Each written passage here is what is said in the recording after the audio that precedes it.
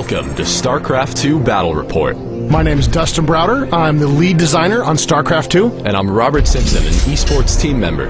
We've got a great game for you here today. We've got two of our players at the studio, Yan-Ho Lee playing as the Zerg and David Kim playing as the Protoss. They'll be playing on Scrapyard. This is a new map we have for Starcraft 2 that's got a lot of really interesting features on it. And we can see here we've got Yan-Ho as the blue Zerg in the upper left part of the map. And as we move across the map, we'll see both of these players are actually very close to one another right across this narrow gap of space. And here we come up on David Kim playing as the white Protoss. There's a lot of interesting terrain features on Scrapyard, the first of which is going to be this rather large front ramp that leads into your base. It's a lot harder to block than the rest of the maps that we've seen in any of the battle reports. Yeah, absolutely. A lot more challenging for the Protoss player on this map to block that ramp and defend themselves from any early aggressive Zerg moves. Coming down to this part of the map, we can see there's a natural expansion. This is a place both players are likely to try to look to lay down some additional buildings and start collecting some additional resources. And right up here in the middle, there's a small group of vents putting up some smoke.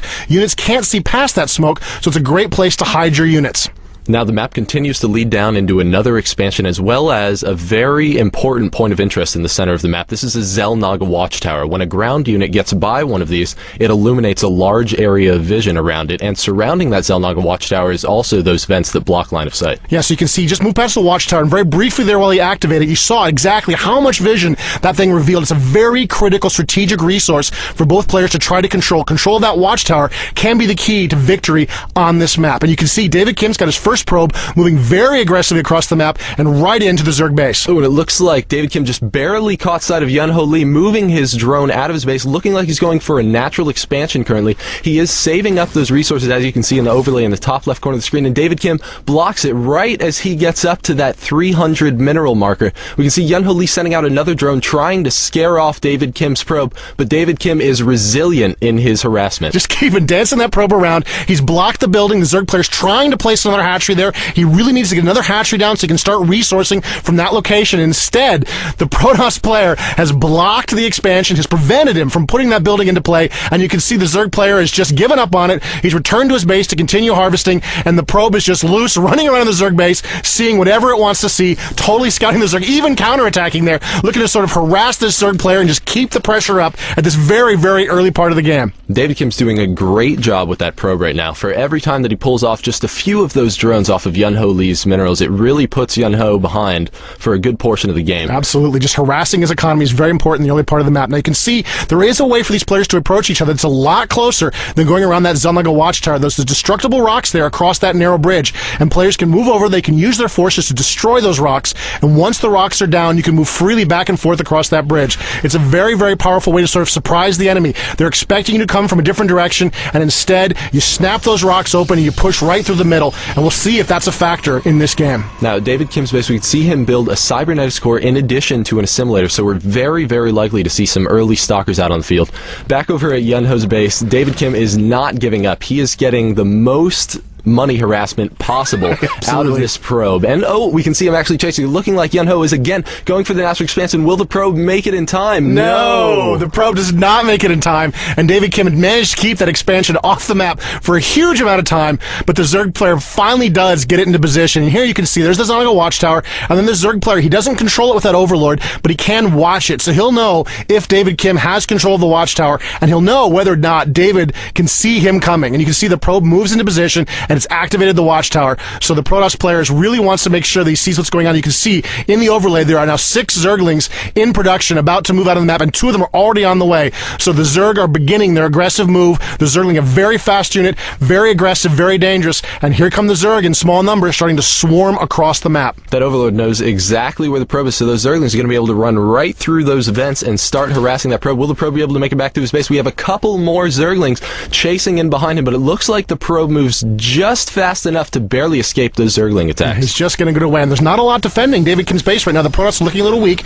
Here come a couple of nullifiers. This is a new unit to StarCraft 2. It's got a very powerful ability called a force field that it can use to block terrain. You can see the nullifiers are moving out, but they don't want to get trapped. They don't want to get surrounded, so they move back up the ramp, and you can see the Zerg are hiding in the vents, gathering their forces, sort of waiting to see. Here come some more Zerglings that look like from the south, moving up into those vents, and the Zerg are just lurking there, waiting for enough forces to move in, and here they go, moving into the Protoss base. So now that's 8 Zerglings trying to move up to the Protoss base, but those are 2 beautiful force fields set out by David Kim. He can now micro one of his nullifiers around while the other one continues to lay down cover fire. The Zerglings know they have no chance and start heading back into the base, but it's not looking like 2 Zerglings are going to pose a very large threat against those nullifiers and all the probes in the base. Yeah, even the probes could turn and fight if they needed to, and you can see the Zerglings are trying to remain a threat, trying to harass, and they don't really get much out of it. They're quickly destroyed by the nullifiers, and the nullifiers are sort of free to move back to protect the front of the Protoss base. Meanwhile, the Zerg have gathered in the smoke, are trying to hide, and that's a Zealot and 3 nullifiers moving out to engage. It looks like the Zerg are going to have to run for it. They're not going to be able to hang out there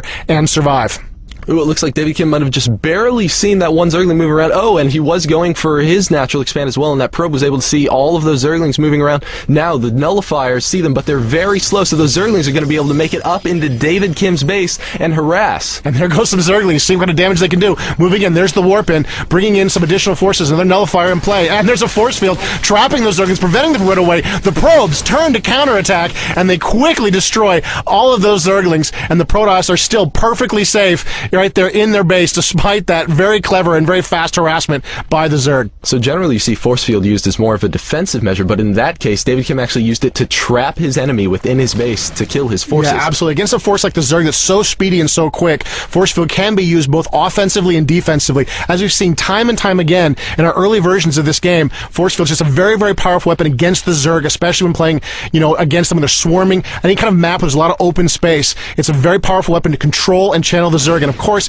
it's also very powerful to prevent the Zerg from escaping should they try to do so. And you can see that Overlord getting a little bit harassed there by the nullifiers, but the nullifiers don't quite have the range, and the Overlord is going to escape. Now, David Kim is massing his forces over by that Xel'Naga watchtower. He can now see that large area vision, which is very strong. He sees no units coming. He knows that he just killed a bunch of Yunho Lee's Zerglings, so it's time to take advantage of that window of opportunity. So he's moving in now. He feels like he's got the advantage, and he wants to press. He knows the Zerg are down a few Zerglings, and he thinks he might have enough to do some damage here. Now, there is a Spine Crawler in play and a bunch of Roaches. This is kind of a problem for this Protoss force. They don't have really the power to deal with this. Great use of the force field there, trapping half of them. Wow, and there's the burrow, the counter by the Zerg, preventing him taking any real damage there as the nullifiers move into the Zerg base, trying to do some damage and get some damage out of this attack. Oh, but there's too many Roaches. The nullifiers have to continue to move up into... Oh, wow, and they lock out all of Yunho's defenses except for just a Queen and 1 Roach are up there, but they have to burrow or else they're going to get focus fired down. So now the nullifiers, again, have free reign over Yunho's base. What a great move, using that force field to block them out. He's really got inside. Look, all of the drones are underground. They're not able to resource. It's a really expensive attack, but still very... Oh, more force fields protecting his nullifiers from any attack, and the drones are still underground, not able to harvest even more with the force fields. And now it looks like the drones are getting very, very aggressive. They got to fight back. They got to get into position. The nullifiers are quickly overwhelmed by those drones, and of